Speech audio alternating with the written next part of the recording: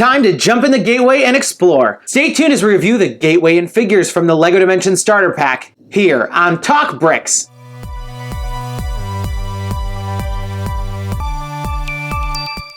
Hello, and welcome back to another episode of TalkBricks, where I bring you the latest in LEGO news and reviews. Don't forget to subscribe to make sure you don't miss out on any of my upcoming videos, but let's get right to it. Michael here, and I'm so excited to be bringing you guys the second part of my starter pack unboxing. Here we've got all three figures, the vehicle, and of course the gateway from LEGO Dimensions. But before we get too far into it, let's talk about everyone's favorite part, the minifigures. And here we have our three minifigures. From left to right we have Gandalf the Gray from Lord of the Rings, Batman from the DC universe, and Wyldstyle from the LEGO movie. These three heroes are an unlikely team that come together to save the LEGO multiverse. Gandalf is just as we remember him, with his long beard and his signature hat and staff. Batman in the center is very similar to the ones that we've gotten in a lot of recent sets, with that very muscular design, and he comes of course with a batarang. Wyldstyle on the right is the exact same figure that we've gotten in the LEGO movie sets, but this time she comes with the relic detector, which was in the LEGO movie, but we never got in a set. Batman and Wyldstyle have double-sided faces. The first two show a bit of a smile, while the other two show a bit of their serious side.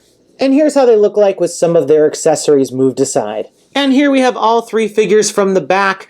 I've gone ahead and removed the cape so you could see the printing underneath.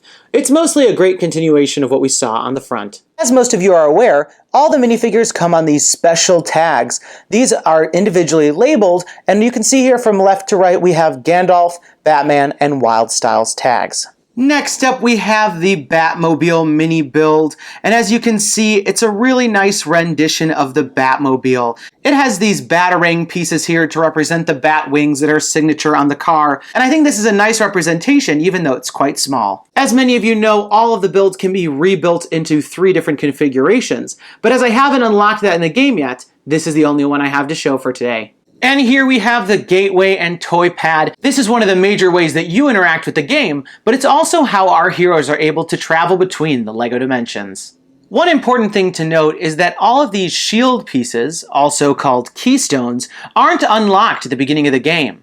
So interestingly, they've allowed you to store them all in the back, and as you unlock them in the game, there's directions to unhook it from the back and clip it onto where it belongs. And here's what it looks like with the keystones removed. And here we have the gateway with all of the keystones attached. The gateway has a unique round design. As you work your way around the circle, you'll see all 5 of the keystones.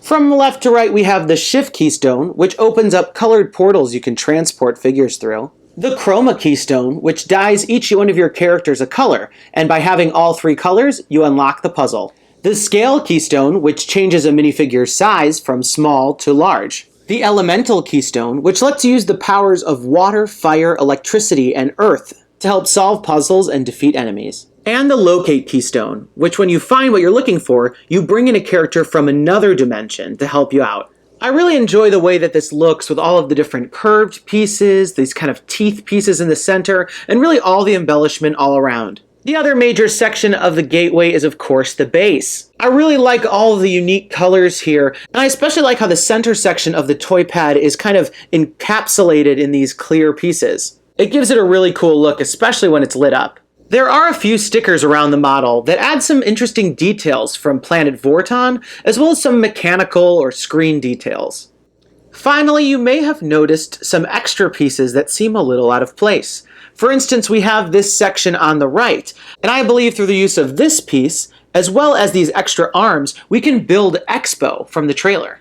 To build Expo, start by pulling off this whole section with the arm. From there, you can disassemble the parts and reconstruct it as Expo. I'm not sure how long it takes to unlock him in the game, but I can't wait to find out. One last important thing to note is that the entire gateway assembly can be removed from the toy pad.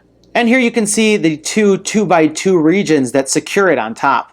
And here we have everything back together for my final thoughts. This starter pack had a lot of fun goodies in it, but none more fun than the actual LEGO. It's really great to see the toy tags and the minifigures, and really how it all works in the game.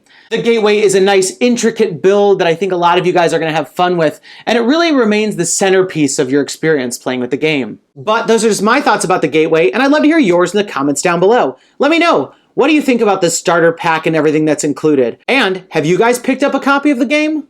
And if you like what you see here, don't forget to leave me a thumbs up down below and subscribe to make sure you don't miss out on any of my upcoming LEGO Dimensions coverage. That's all the time we've got for today. Thanks, and have a good one. Hey guys, Michael here. Did you miss out on any of my LEGO Dimensions videos? Click on this annotation to watch the complete playlist.